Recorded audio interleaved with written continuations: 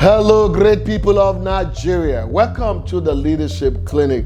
Today, I'll be speaking to you of what I simply titled 3 Keys to Successful Leadership.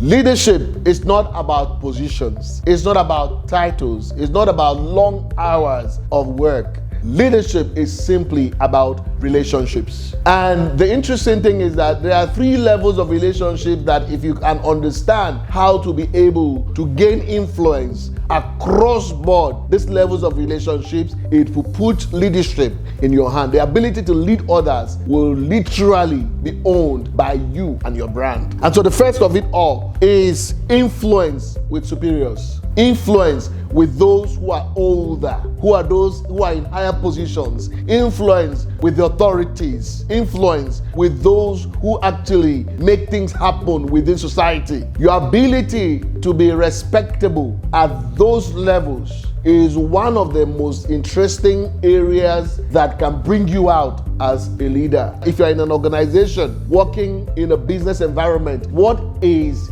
the quality of influence that you have amongst your superiors? If your superiors have respect for you, if your superiors can actually say great things about you, if your superiors can actually vouch for you, it means that you have been able to, through your work, through your attitude, through the way you carry yourself, you've been able to bring value to the system such that majority of the stakeholders believe that you are very outstanding. They can't do without you, which means you have generated such a level of influence that you become indispensable within systems, which means you are sustainable, which means you are bringing value in a sustainable manner. And when you bring value in a sustainable manner in the system, guess what happens? People begin to respect you from the top echelon of the organization. The second is building influence among your peers. One of the most difficult areas where you find it difficult to gain respect actually is amongst your peers, because there's usually what we call envy amongst peers. People that you have grown together, you have attended the same schools, people that you have entered the organization together. I mean, all of you came together in the organization, but through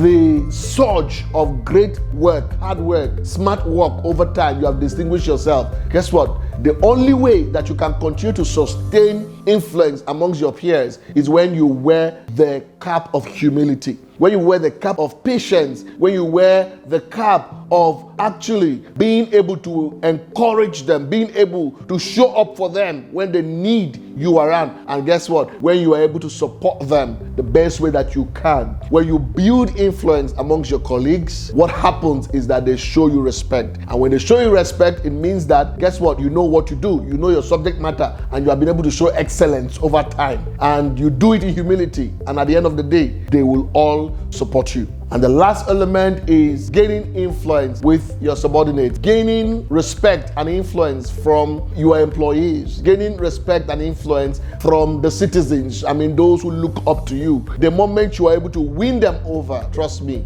you have been able to gain influence that is unbelievable. And that's why when people throw up money as an instrument of influence, I usually say, no, that's not leadership. But when you throw impact as an instrument of measuring influence, then I will celebrate you, because guess what? You have been able to understand the dynamics. Life is all about impact. And those provide impact across systems are those who can create sustainable influence in society. Great people of Nigeria, you must remember, if a man doesn't have a purpose waking up, sleeping becomes interesting.